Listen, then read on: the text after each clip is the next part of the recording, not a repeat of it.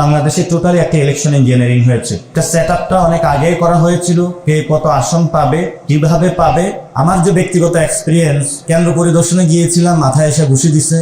সন্ধ্যার পরে একসাথে আমাদের 97 কেন্দ্রে তারা একসাথে অ্যাটাক দিয়েছে। যেটা বাংলাদেশে হচ্ছে, এটা কর্পোরেট সিস্টেমে একটা ইলেকশন, অর্থাৎ আপনার কাছে 1000 কোটি টাকা থাকবে, আপনি চাঁদাবাজি সন্ত্রাসী দুর্নীতি করবেন, টাকা কামাবেন 5 বছর, মানুষের উপর অত্যাচার করবেন, তারপরে সবার সামনে আল্লামা হিসেবে উপস্থিত হবেন, হয়ে বলবেন আমাকে ভোট দাও। তো মানুষ আপনাকে হলো ভোট না দিল, আপনি এক জায়গায় বাচ্চারে পাঠাবেন, এক জায়গায় বউরে পাঠাবেন, এক জায়গায় ভাগিনারে পাঠাবেন, এবং আপনি এক জায়গায় যাবেন, গিয়ে যে কোনো মূল্যে ইলেকশনের রেজাল্টটা রিগিং করে নিয়ে এসে বলবেন আমি হলাম এমপি।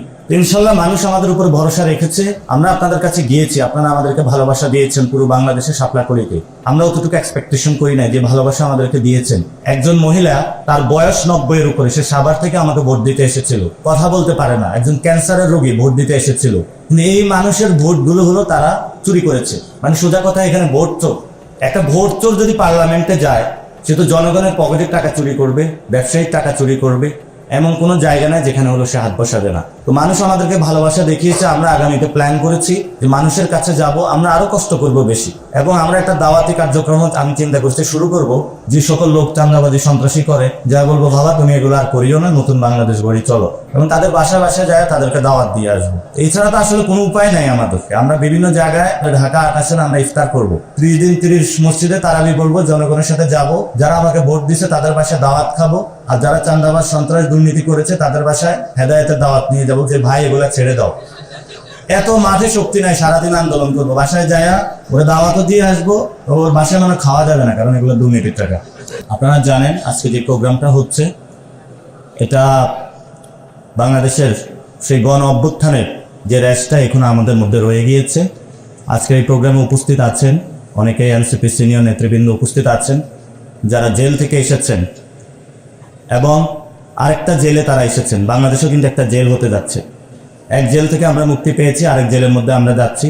তো নতুন জেলে আপনাদেরকে স্বাগত জানাচ্ছি। আমরা ইনশাল্লাহ আমরা এখানে 18 কোটি মানুষের বড় একটি জেলের মধ্যে রয়েছি। এই জেল থেকে মুক্তির জন্য আমাদের আগামীর লড়াইটা আরো দ্বিগুণ করতে হবে। প্রিয় সাংবাদিক ভাইরা, আপনারা যারা জেলে ছিলেন, আপনাদের জন্য অনেকে দোয়া করেছে, অনেকে প্রার্থনা করেছে। বিশেষত ডক্টর ইউনূস স্যার এটা নিয়ে খুবই সিরিয়াস ছিলেন, অনেক উপদেষ্টাও কাজ করেছেন, আমরা তাদেরকে ধন্যবাদ জানাচ্ছি। সাথে সাথে আপনারা খুবই লাকি পারসন, আপনাদের বিশেষ করে যারা ওয়াইফ ছিল তারা আপনাদের উপরে হাল ছাড়ে নাই। প্রত্যেকটা বারান্দায় তারা ঘোরাফেরা করেছে, প্রত্যেকটা জায়গায় তারা গিয়েছে, আপনাদের আজাদির জন্য, মুক্তির জন্য তারা লড়াই করেছে। এবং এখানে যারা সামনে আছে তারাও দিনরাত পরিশ্রম করেছে আপনাদের মুক্তির জন্য। অবশেষে আপনারা এসেছেন, আপনাদেরকে আমরা স্বাগত জানাচ্ছি। এবং ওই দিন আমি যখন শহীদ মিনারে নামাজ পড়তে গিয়েছিলাম, এক শহীদের জানাজার নামাজা, তো ওনার মাথাটা হলো অর্ধেক খুলি ছিল না, চাপাতি দিয়ে কোপানো হয়েছে। এবং 64 জন ওনার মতো নেই থাইল্যান্ডে আছেন, যারা যে কোনো সময় মৃত্যুবরণ করতে পারেন, প্রহর গুনছেন। এবং ওনার ওয়াইফের সাথে কথা হলো, ওনার ওয়াইফ আমাকে জানালো যে তার 3টে সন্তান আছে। তো এতদিন হসপিটালের বেডে বাচ্চাদেরকে দেখাইতে পারতো যে এটা তোমার বাবা। তো বাচ্চারা বলতো বাবার এই অবস্থা কেন, বাবা কি কথা বলবে না? তো উনি তারপরেও বললো যে আমি তো বাচ্চাদেরকে দেখাইতে পারতেছি, কিন্তু কয়েকদিন পরে তো আমি দেখাইতে পারবো না। তো এরকম অসংখ্য মানুষের যন্ত্রণার মধ্য দিয়ে কিন্তু বাংলাদেশে আমরা নতুন একটি ডেমোক্রেটিক ফর্মের জন্য ইচ্ছা পোষণ করেছিলাম।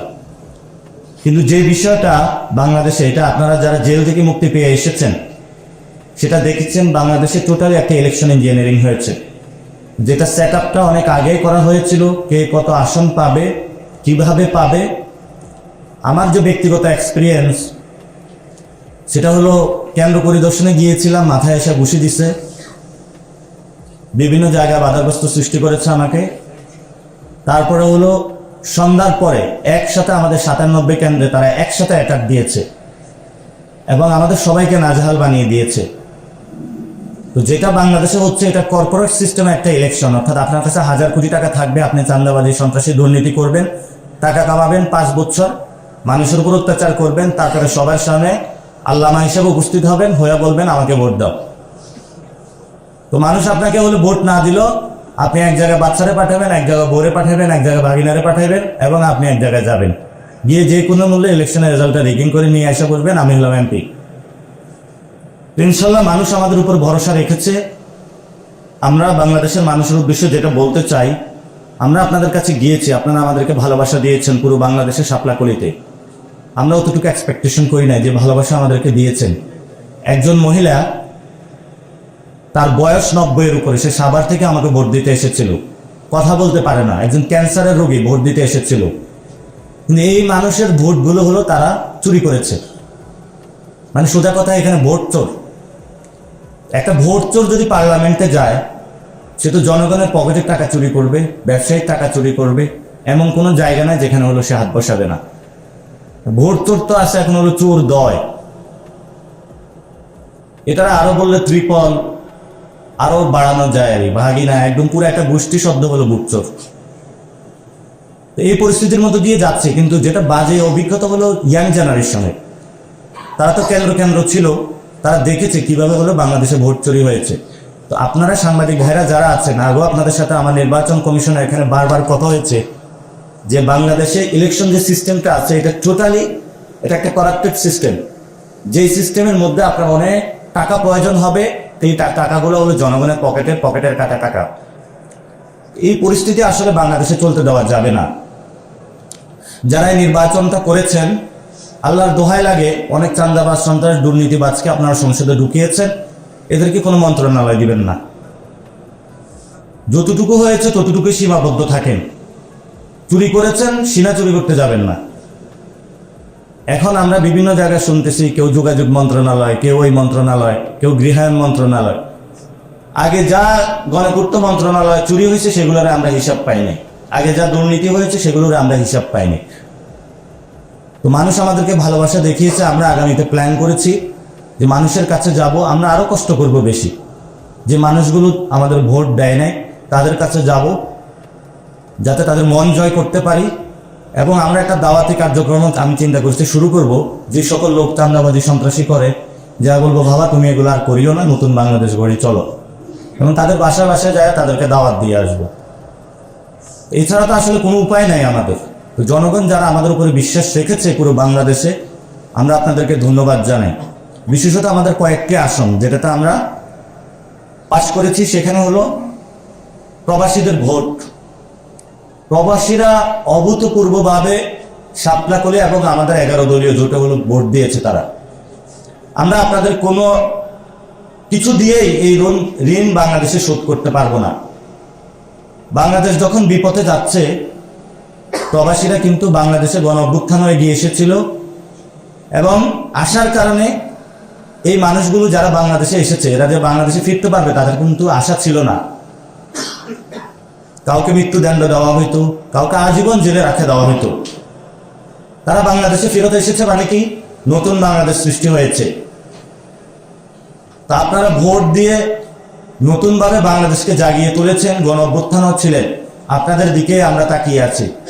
যখন আন্দোলন হচ্ছিল তখন আপনারা রেমিটেন্স বন্ধ করে দিয়েছিলেন, শাটডাউন কর্মসূচি। গণভোটের পক্ষে হা ক্যাম্পেইন করেছিলেন, এবং সব প্রবাসী গণভোটে হা দিয়েছে নির্বিচারে বাংলাদেশ গঠনের জন্য। তো এখনো নতুন বাংলাদেশে আপনারা দেখবেন, এক চোর তো ইন্ডিয়া পালায় গেছে, আরেকজন চুরি করার জন্য রেডি হচ্ছে। এই চোরদেরকে কিভাবে চুরি থেকে ঠেকানো যায়, আমাদেরকে সবাইকে একটু সজাগ থাকতে হবে। এখন নতুন করে কুসুম কুসুম প্ল্যান হয়েছে, এই যে আপনারা দেখছেন বিরোধী দলীয় বাসায় হলো একটু যাওয়া আশা করতেছে, কিন্তু বিরোধী দলীয় যাওয়ার আগে এটা জনগণের কাছে যাওয়া উচিত, এবং এটা প্রতিশ্রুতি করা উচিত যে আমরা এবার ইঞ্জিনিয়ারিং করেছি, আর করব না, আমাদেরকে বাংলাদেশে আপনারা ক্ষমা করে দেন। এবং এই যারা দুর্নীতি, সন্ত্রাস, চাঁদাবাজি সংসদে আমার ভুলের কারণে চলে এসেছে, আমি এদেরকে কোনো মন্ত্রণালয় দিব না, এবং এদের কোনো পাপের শাস্তি আমি ভোগ করতে রাজি নই। বাংলাদেশে কয়েকটি গুরুত্বপূর্ণ বিষয় রয়ে গিয়েছে, যেমন সংস্কার। আগে যখন আমরা একটু মাঠে কথা বলতাম আপনাদের সামনে যে ইলেকশন ঠেকাইতে চাই, এতদিনে তো আমরা মরিয়া প্রমাণ করিলাম বাংলাদেশে আমরা ইলেকশনে করতে চাই, সংস্কারও করতে চাই। এটা তো অ্যাটলিস্ট এখন আপনাদের বিশ্বাস করা উচিত। এবং এই সংস্কারের জন্য আপনারা কোনো প্রক্রিয়া যদি ভণ্ডুল করেন, সেটা কিন্তু বাংলাদেশের মানুষ বসে থাকবে না। এবং আমরা আহ্বান জানাবো, সংসদে শপথ হতে যাচ্ছে, তো চোর বাটপাররা অনেকগুলাই কিন্তু শপথে হলো নিয়ে ফেলবে, এদেরকে অ্যাকাউন্টেবল করার জন্য আপার হাউস প্রয়োজন। আপার হাউসটা যদি সকলে একসাথে নিতে পারতো এটা বাংলাদেশে ভালো হতো। এবং আমাদের জায়গা থেকে আমরা বলতে চাই লোয়ার হাউস এবং আপার হাউস এখন বলবে এটা যে সংসদে রেটিফাই পরে করে নেন না, রেটিফাই তো অনেক কিছু করতে হবে। তো সেই জায়গা থেকে আমরা বলবো যে সংসদে আপার হাউস এবং লোয়ার হাউস একসাথে করা যায় কিনা, এবং দয়া করে আপনারা উচ্চ কক্ষে বিএনপি এবং জামায়াত এনসিপি আমরা সবাই এই প্রতিজ্ঞায় আসি, যারা সংস্কার বুঝে না, যারা সংস্কার বন্ডল করতে চায় তাদেরকে ওইখানে জনগণের ট্যাক্সের টাকা দিয়ে পাঠানোর দরকার নাই। একটা গাড়ি পাবে, আপার হাউসে বসবে, বসে একটু লাক্সারি যে ঠিক আছে একটু চুরি করলাম, এখন একটু বিশ্রাম নেই, চুরিতে সহযোগিতা করছি এই হিসাবে আমাকে আপার হাউসে পাঠাইছে, আমি একটু বিশ্রাম নেই। এই ধরনের জনগণের ট্যাক্সের টাকা দিয়ে এটা করা যাবে না। আরেকটা হলো হাসিনার বিচার। আমরা শুনতে পাচ্ছি শপথ অনুষ্ঠানে অনেকে আসছেন, ভালো কথা আসছেন, ডিপ্লোম্যাটিক রিলেশন থাকবে, কিন্তু হাসিনা বিচারের কি খবর এ বিষয়ে আমরা পর্যন্ত কোনো বক্তব্য দেখলাম না। তো এটা যদি ভোটের মাধ্যমে হাসিনা যদি ফাঁসির দণ্ড থেকে নিস্তার পেতে চায় যে আমরা বিএনপিকে কিছু ভোট দিয়েছি, দফারফা হয়েছে, আমি বিচার থেকে মুক্তি পাবো, এই চিন্তা আপনারা করবেন না। তাহলে হাসিনা এবং আপনাদের দুইটাই একসাথে হলো বাজে পরিস্থিতি আপনাদের হবে। আর একটা নাকি চিন্তা করতেছে যে এনসিপির পোলাপেন বেশি বাড়তেছে, এদেরকে আওয়ামী লীগ লেলাইয়া দিতে হবে অফিস খুলে। বিএনপির দরকার কি, আমরা এখন রিল্যাক্স মোড থাকি, আওয়ামী লীগ লেলাইয়া দিতে হবে। আওয়ামী লীগ যারা লেলাইয়া দিবে তাদেরকে আমরা আগে ধরবো, এবং বাংলাদেশে কোনো গৃহযুদ্ধের পরিস্থিতি সৃষ্টি করবেন না। আওয়ামী লীগের বিচার হতে হবে, বাংলাদেশে সংস্কার হতে হবে, এবং নির্বাচন যে প্রক্রিয়া হয়েছে, যে ভোট চুরি হয়েছে, জনগণের কাছে তাদেরকে ক্ষমা চাইতে হবে। আমাকে প্রশাসনিক অফিস থেকে এই যে ভোট চুরির তারা সহযোগিতা করেছে, প্রিজাইডিং অফিসার থেকে তারা হলো রাতের বেলা অবরুদ্ধ করে রেখেছে, এবং রিটার্নিং কর্মকর্তার অফিসের সামনে মির্জা আব্বাসের ওয়াইফ আফরুজা আব্বাস, বেশি মানে ভালোবাসা, সব লোকজন নিয়ে মপ করার জন্য উপস্থিত হয়েছে স্বামীর জন্য। এটা কি আসলে কোনো নির্বাচন? যে মানুষগুলা ভোট দিয়েছে সে মানুষগুলার আপনি ভোট চুরি করেছেন, এটা তো নতুন বাংলাদেশ আসলে হতে পারে না। আমরা আবার ধন্যবাদ জানাই প্রবাসী ভাইদেরকে, এবং যারা আজকে প্রবাস থেকে জেল থেকে ফেরত এসেছেন। আমাদের থেমে থাকলে হবে না, আপনারা এক জেল থেকে এসেছেন আর বড় জেলে এসেছেন। বাংলাদেশ নতুন জেলে হতে যাচ্ছে, যেখানে আমাদের ভাইদেরকে পাটা হাড্ডি টাড্ডি গুঁড়া করে দিতেছে বিভিন্ন জায়গায়, বিভিন্ন সহিংসতা তারা উস্কে দিচ্ছে। এত 1 বছর 1.5 বছর করেছে চাঁদাবাজি, মামলাবাজি, এখন তারা সন্ত্রাসী রাজত্ব বাংলাদেশে কায়েম করতেছে। তো চাঁদাবাজি, সন্ত্রাস, দুর্নীতি তো প্রস্তুতি নিচ্ছে।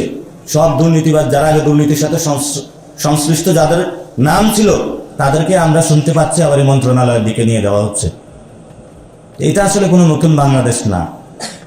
তো বিশেষত সাংবাদিক ভাই যারা আছেন, আপনাদের উপরে কি হয় আল্লাহ জানে, আপনারাও ইয়া নাফসি করেন, রমজানে দোয়া করা শুরু করেন, দুরূদ পড়েন, তার কথা বলতে পারবেন নাকি বলবেন না বা পারবেন না। নতুন বাংলাদেশে আবারই সেই ফ্রি সিজন শুরু হতে যাচ্ছে, এবং আশা করবো যে আপনাদের লড়াই আপনারা জারি রাখবেন, আপনারা কারো কাছে বিবেক বর্গা দিবেন না, এবং আপনারা সেই শক্তি এবং সাহস দেখিয়েছেন। আপনাদেরকে আমরা সেলুট জানাচ্ছি, আগামী তারা আপনাদেরকে অনেক সেলুট জানাতে যাচ্ছি আমরা। মালিক কি বলছে, সম্পাদক কি বলছে দরকার নেই শোনার, ওনার পকেটে টাকা পাইছে, আপনি তো পান নাই। যে টাকা বেতন পান এই টাকা দিয়ে তো বাসা ভাড়া দিতে পারেন না। তো মালিকরাও বুক করছে, সম্পাদকরাও বুক করছে, তাহলে আপনিও বলেন ওই যে দানের শেষে হলো টাকা খেয়ে অনেকে শাপলাগুলিতে অথবা দাঁড়িয়ে পাল্লা অনেকে বলছিল নাকি ভোট দিবে, আপনিও বলেন যে মালিকরা বলবেন আমাদের পকেটেও কিছু দেন, তারপরে তো কিছু অংশ টাকা আসবে দুর্নীতিবাজ মানুষের পকেটের টাকা। এই জন্য আমরা বলবো নতুন বাংলাদেশে সাংবাদিকদের স্বাধীনতা কেড়ে নেওয়া যাবে না, তাদের মোবাইল কেড়ে নেওয়া যাবে না, কোনো প্রাণীকে লাথি মারা যাবে না। আমরা এগুলোর বিরুদ্ধে শক্তিশালী ইনশাআল্লাহ ভাবে দাঁড়াবো, এবং প্রবাসী ভাইদের সাথে এনসিপি আছে, থাকবে, ওনাদেরকে নিয়ে আমরা নতুন বাংলাদেশের পথযাত্রায় ইনশাআল্লাহ এগিয়ে যাব। সবাই ভালো থাকবেন, দোয়া করবেন। রমজানে মসজিদে তারাবিতে দেখা হবে। হ্যাঁ, একটু আমরা একটা কর্মসূচি চালু করতেছি, 3টা কর্মসূচি। আমরা বিভিন্ন জায়গায় আমাদের ঢাকা 28 আমরা ইফতার করব। 30 দিন 30 মসজিদে তারাবি পড়বো, জনগণের সাথে যাব, যারা আমাকে ভোট দিচ্ছে তাদের বাসায় দাওয়াত খাবো, আর যারা চাঁদাবাজ সন্ত্রাস দুর্নীতি করেছে তাদের বাসায় হেদায়েতের দাওয়াত নিয়ে যাব যে ভাই এগুলা ছেড়ে দাও। এত মাঠে শক্তি নাই, সারাদিন আন্দোলন করবো, বাসায় যায়া ওরে দাওয়াতও দিয়ে আসবো,